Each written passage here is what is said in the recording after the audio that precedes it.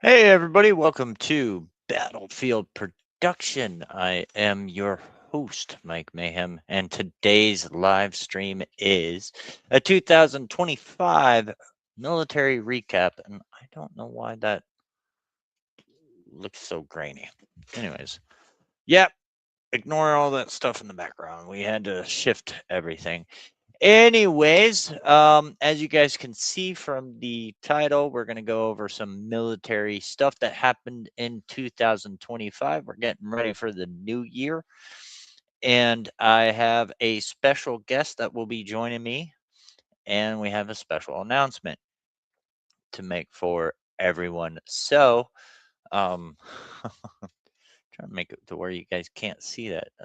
TV's playing something about Elvis. Anyways, so let's go into a little bit about what happened in 2025 regarding the military. That's all the branches. So, the year 2025 in U.S. military news was defined by significant policy shifts under the new administration of President Donald Trump and Secretary of War Pete Hegseth, including what some would call a controversy renaming the Department of Defense. There was a surge in recruitment. There was also a major force transformations and kinetic actions abroad. So we're going to go into a little bit of that, and I'm going to give my take on it as a veteran. And I wish my guest was here, but he did reach out to me and let me know that he was just sitting down for dinner. So, what changed the world? Let's get into it. So, let's start with the department renaming. All right, so this is kind of interesting, guys. In September, President Trump signed an order changing the name of the Department of Defense back to the Department of War. Several military installations also had their previous names restored, including Fort Benning and Fort Bragg. Now, my personal take on that, the Department of Defense, let's say. Um, well, honestly, with the Coast Guard being a Department of Homeland Security, why do we really need the Department of Defense to be named the Department of Defense? Now, was that a big move on Donald Trump's part or not? Um, I don't know. I think personally that the renaming of it to the Department of War is correct because for a while it was known as the Department of war, especially during World War II and World War One. So that's not really a big deal. I mean, there's some people out there that are going to throw a big hissy fit over the naming of the Gulf of Mexico to the Gulf of America. And my take on that is personally, it makes sense because it is the Gulf of America because the coastline is North America and South America, and just naming it Gulf of Mexico uh, is kind of weird. But I mean, it doesn't really bother me. But renaming it to the Department of War is actually kind of interesting. So that's my take on the renaming of the Department of Defense to the Department of War. Now, changing the names to back to Fort Benning and Fort Bragg. Um, I can't even tell you what the name of the or what they changed it to. I think Fort Bragg was changed to Fort Liberty, and Benning was changed to um, Fort Freedom or something like that. Now, the reason behind that is because people were saying, I believe that Benning and Bragg were some type of officers in the Confederate Army. And I guess for some reason that kind of offended people, which, I mean, why? It's just a name. Um, that it could be, you know, anybody's last name. But even when they had to change, I personally was like, okay, I still called it Fort Bragg. I still called it Fort Benning. I'm not gonna change my stance on that because Fort Benning I went to and Fort Bragg I went to, and it's kind of hard to change like that, you know.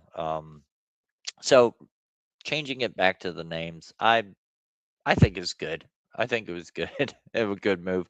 Some people don't like it. Okay, well, that's what I grew up knowing as Fort Benning and Bragg, and when I was there, that's what we called it. So, um, sorry guys, the ones that hate it, I feel for you, but it's just kind of odd calling it Fort Liberty and Fort Freedom. I think, but so that's on that department renaming.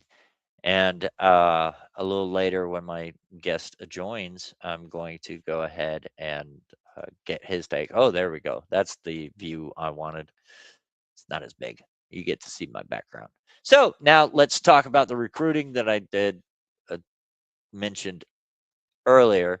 In 2025, the recruiting was pretty successful. The military achieved its best recruiting numbers in 15 years for the fiscal year of 2025, with all active duty services meeting or exceeding their goal, which is awesome because there for a while we had our numbers were dwindling down. The numbers that were in were getting out, and we had a hard time. And partially, I think a lot of it had to do with some really weird commercials, some woke commercials. Like nobody really cares if you have two moms or two dads, but they had those focuses on that. Nobody really cared if you were black, white, Hispanic, Asian. It didn't matter, like there's only one color in the military, and that's green.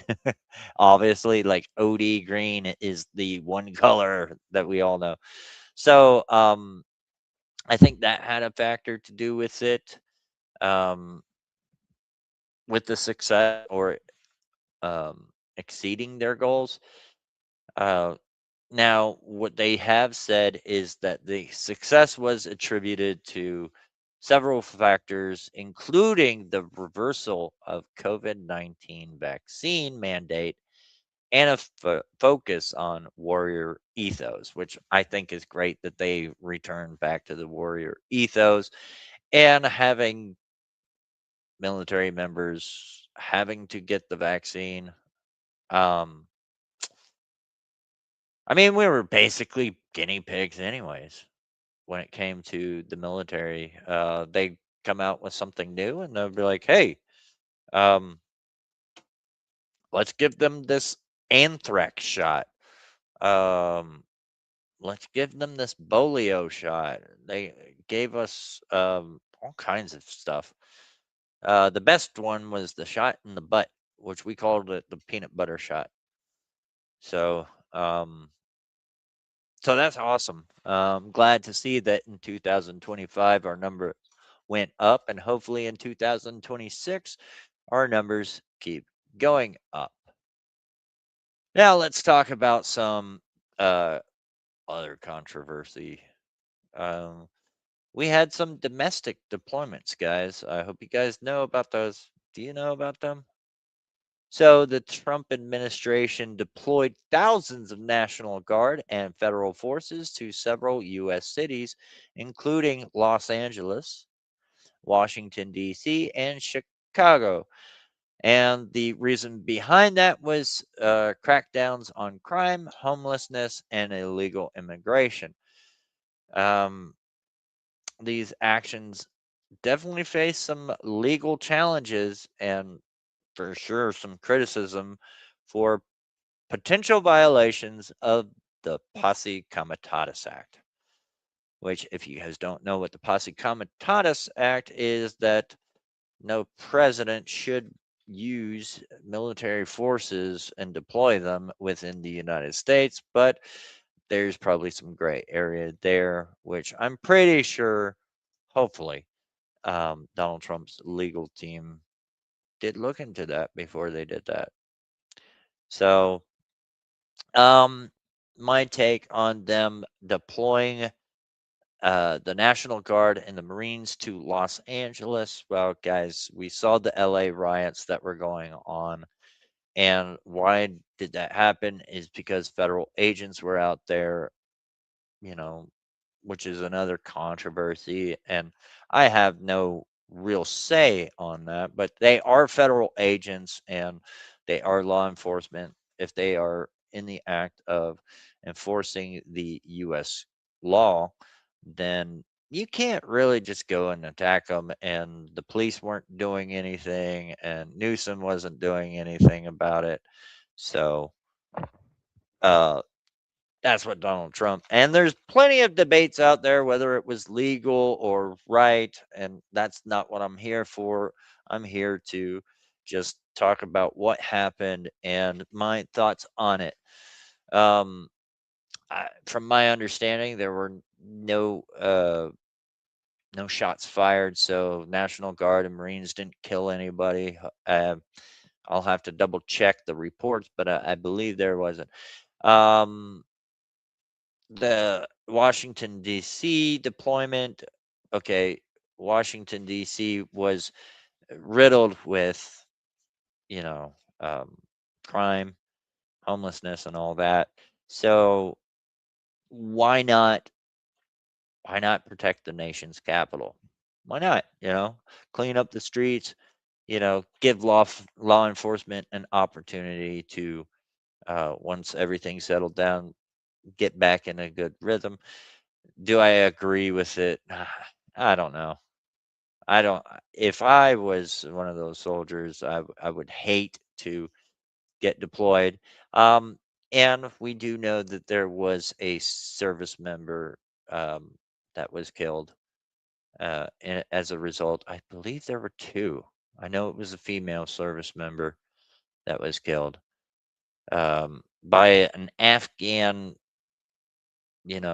refugee or whatever he was. He was over here on he served, and it's freaking weird, man. Like evil exists in this world. So yeah, Donald Trump did that. It was very controversial, and it's not my place to say whether or not it was legal or moral or anything like that. That's not my place to say that. Um, in Chicago. Well, everybody knows. Everybody calls it Chirac, so why not? Deploying to Chirac is like deploying to Iraq. My only concern is like citing the homelessness crackdown on homelessness. Um, I don't think you need a military operation to do that. You don't need National Guard. You don't need Marines. You don't need any of that. Um, you need the local officials to actually start doing something. And I believe that they have some programs in those cities and whatnot. So that is kind of a weird thing to say. I can understand the crackdown on crime and the illegal immigration, um, but I don't understand the whole homelessness. And yeah, it's possible that they uh, violated the Co Posse Comitatus Act. I don't know. I'm not a lawyer, and I haven't really looked into the that act personally, but I do know that we're not, really not supposed to deploy troops. But I mean, in a national emergency, like a natural disaster or something like that, like don't we violate the Posse Comitatus Act whenever we mobilize the National Guard? That's just my take. It's kind of the same thing, except using it for another good. So let's move on to let's talk about military justice and quality of life. Uh, a new task force was created to improve living conditions in barracks across the globe. Oh, thank God it finally happened. Oh man, I remember that I was in kind of like a World War II barracks and it was run down, cold water, didn't have any hot water. That was until they built some new ones, but it's about time they started cracking down on fixing up some of those old barracks. And I hope they fixed up some of the old homes that were in there because I believe some of those homes were actually pretty bad too. The Army also updated policies on appearance, grooming, and physical fitness standards. That's always good. Um, what that entails, I don't really know. I didn't really look into it. Um, but I hope that the policy went kind of backwards a little bit. And why I say that is because there started to be too many people with beards, shaving profiles. Um, I and like I couldn't understand the shaving profiles, but I do have a few buddies that if they did shave, they would get those bumps and stuff like that, and it was irritating. So they didn't have to shave; they had to just trim it nice and neat, which is good. Like you can't go around looking like this, and you can't go around having hair like this. But grooming and appearance, great. I love when the military goes back to old days of having a great appearance. And I wish they would, at least in basic, I wish they would bring back the old Army fatigues, the BDUs and the black leather boots, because that was a sign of discipline. Like you really had to sit down and shine your boots and make sure they were shiny every single night. They didn't care if it was caked in mud because you just came back from the field. You cleaned them, you shined them up, you polished them. That helped out a lot. And now that they have the desert boots, nobody really does that anymore. So I think if they brought that back, that would be great appearance to bring back. Um, and physical fitness. I don't know what the standards were lowered to or whatever, but hopefully kind of back to normal. All right. So what else did they have happen? Okay. Um, there was some forced transformation and modernization.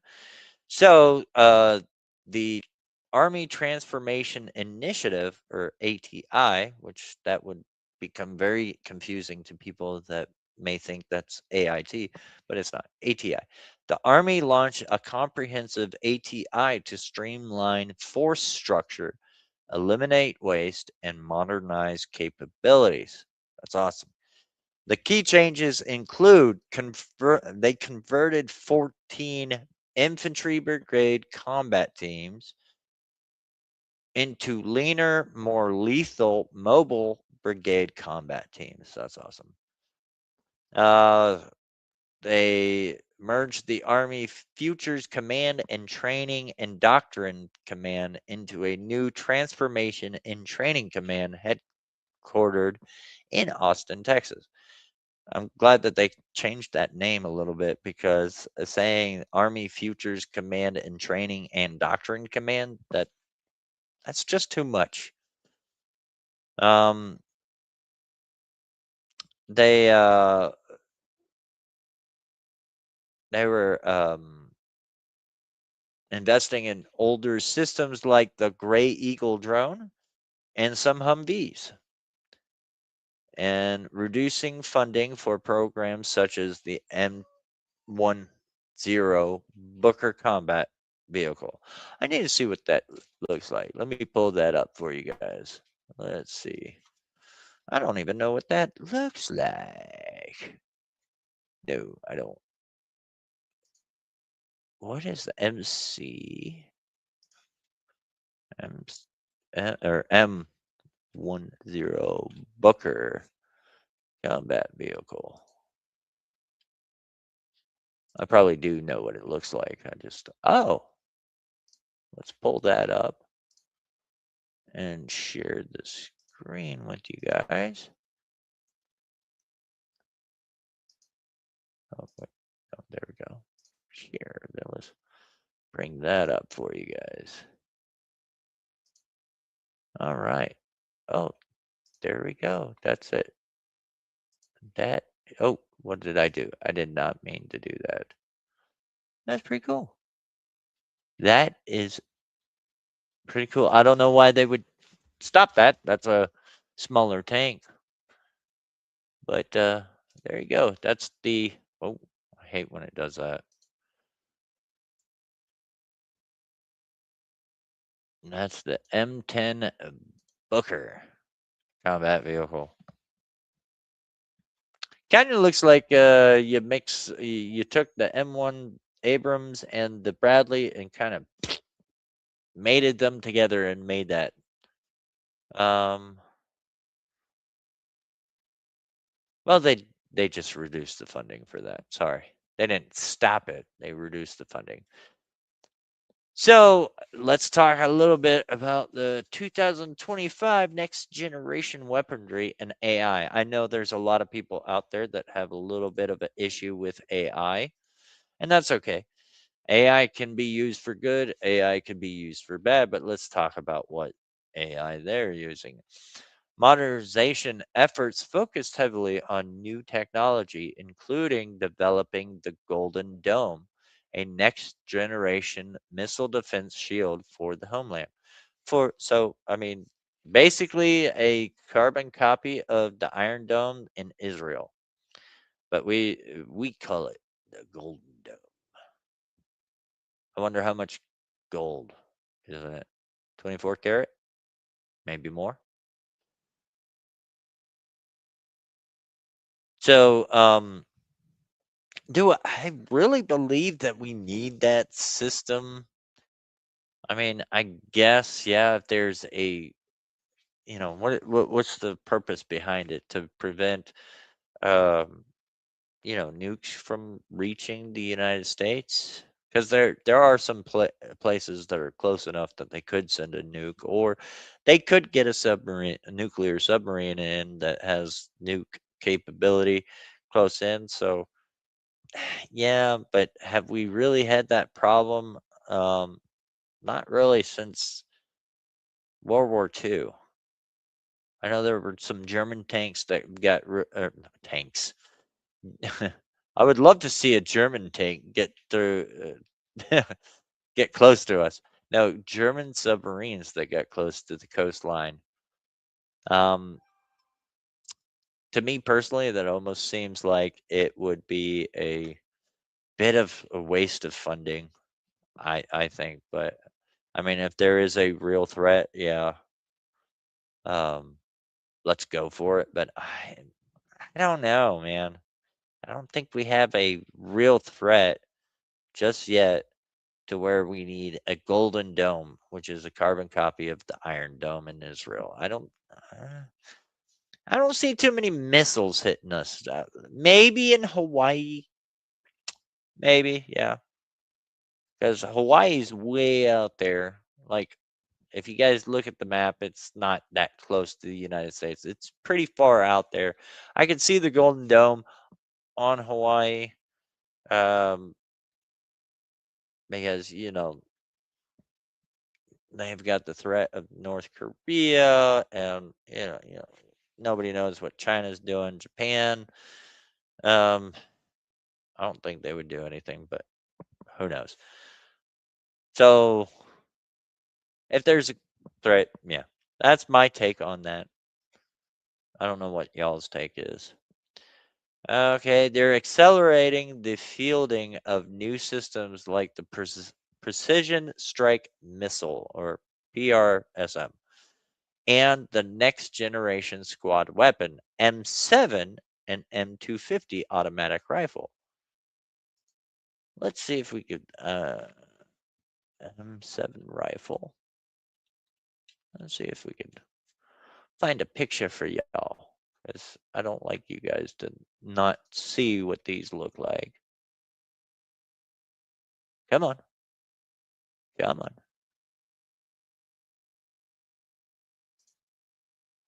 Okay. Let's share the screen here.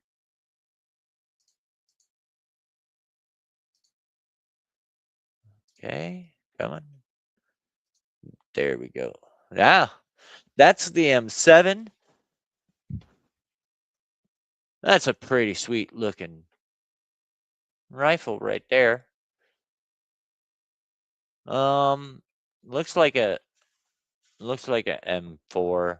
Uh, if you guys can see my mouse right here, this uh buttstock right here looks like it can fold in.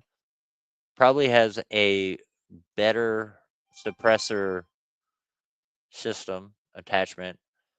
This right here looks like it is definitely a smaller mag, probably like a 20 round mag. So, I mean, it looks pretty sweet. Look at that. Wow. Is that the charging handle right there? And it almost looks like they have a false charging handle right there. Okay. All right. And let's see the uh M250 machine gun. Is that yeah, that was it right there. Yeah, that's it. Right there. I mean, wow. Looks pretty cool. Yeah, really awesome. Hey, brewed for chaos. No, it's okay. My fiance going to get me some food. It's okay that you're late. We were just checking out this awesome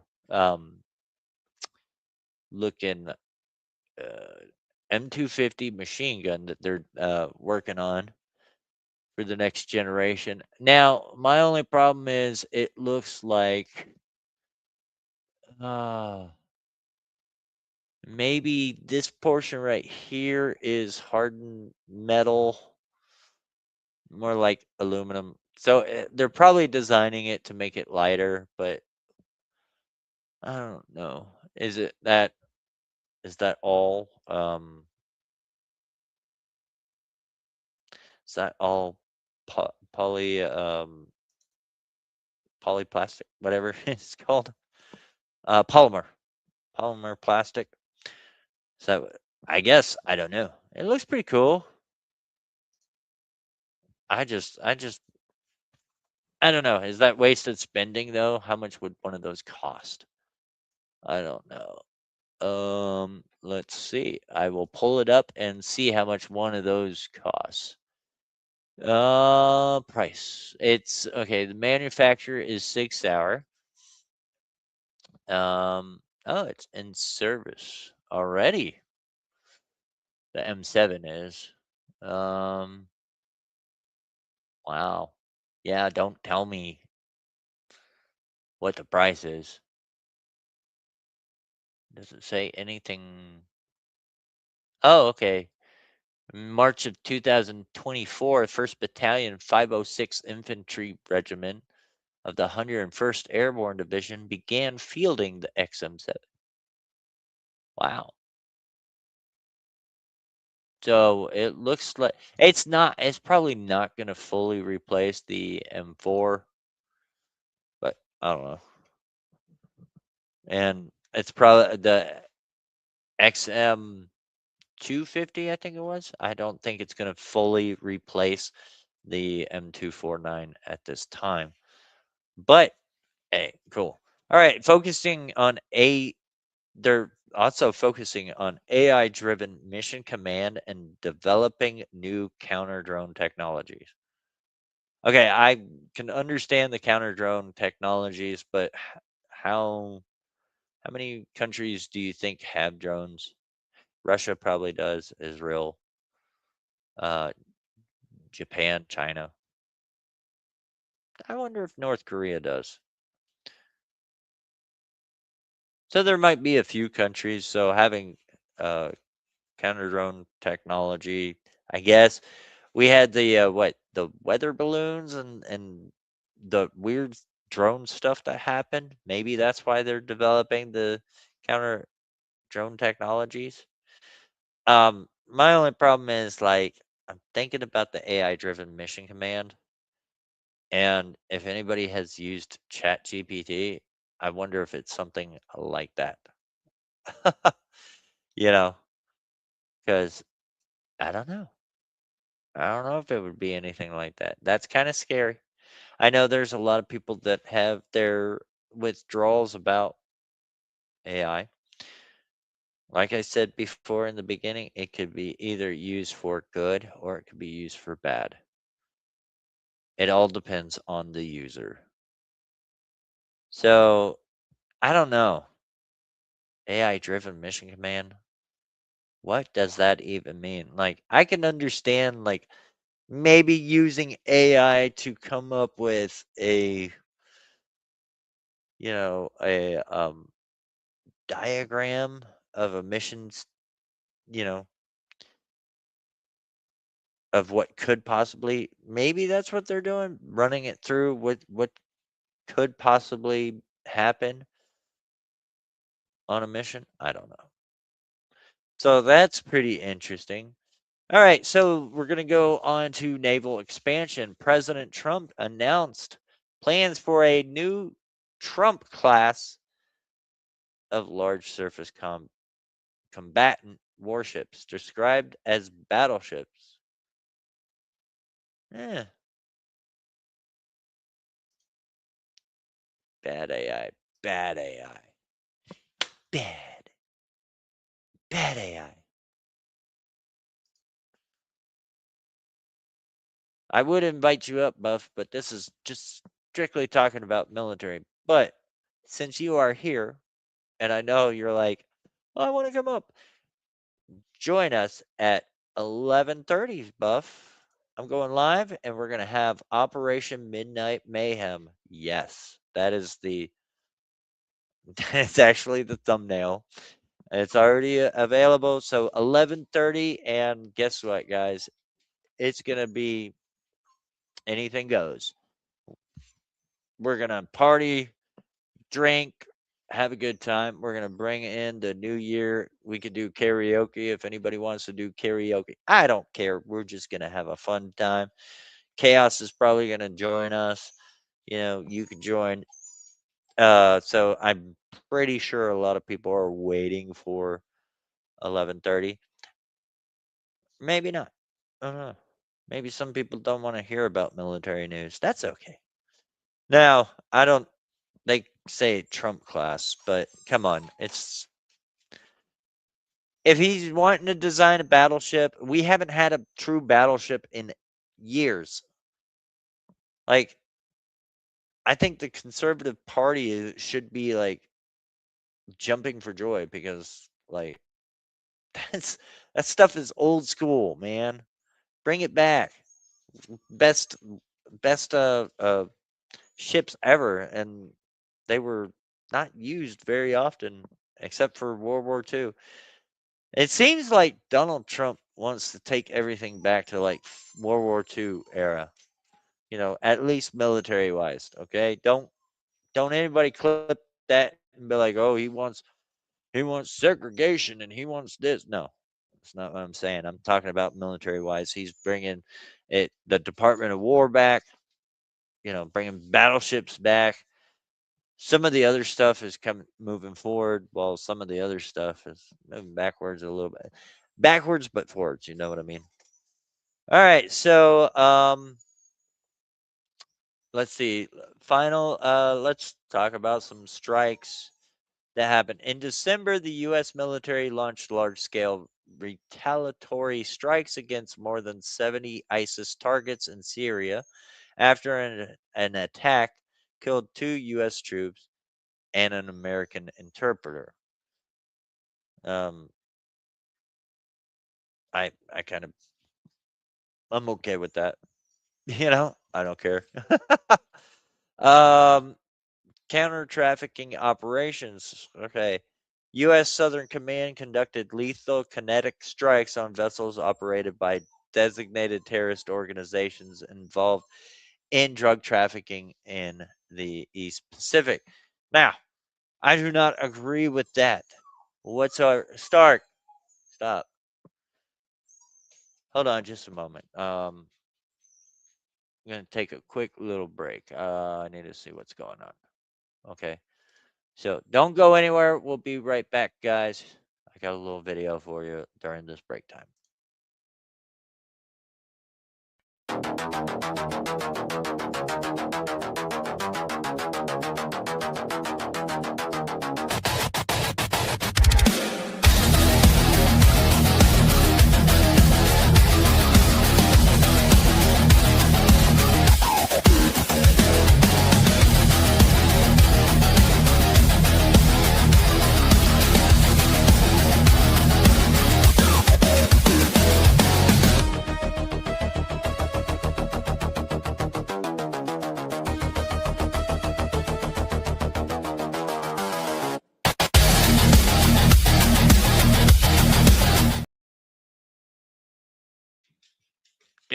Okay.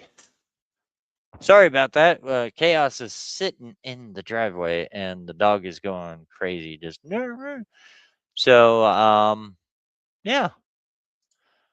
So not much longer. My guest is probably not going to make it. Let me see. Somebody just messaged me. Nope. Go away.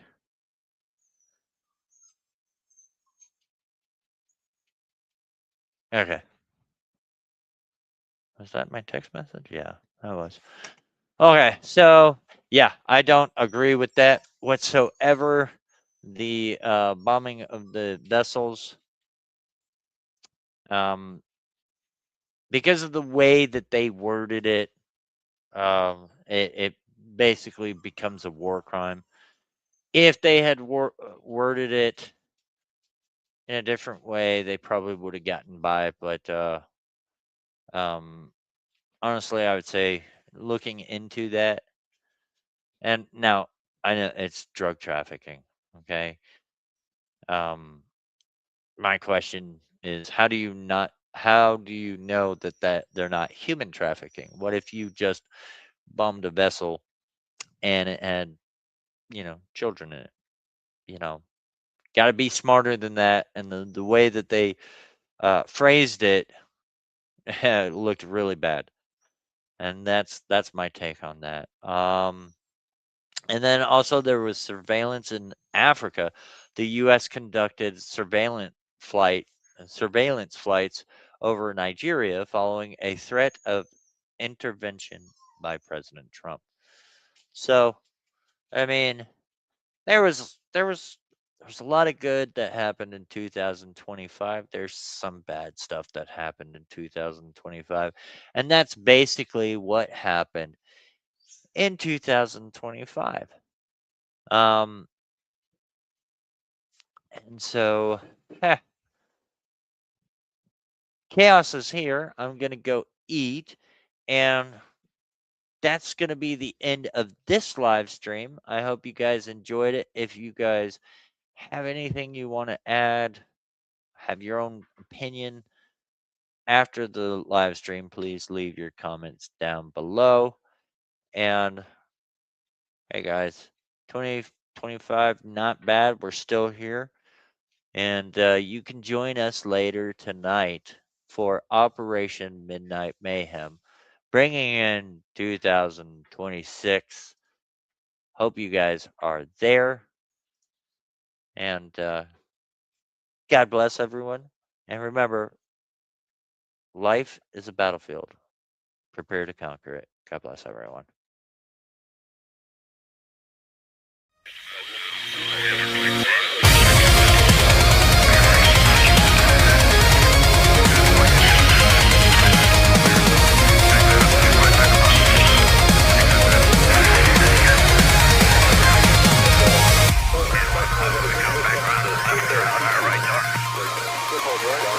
All right,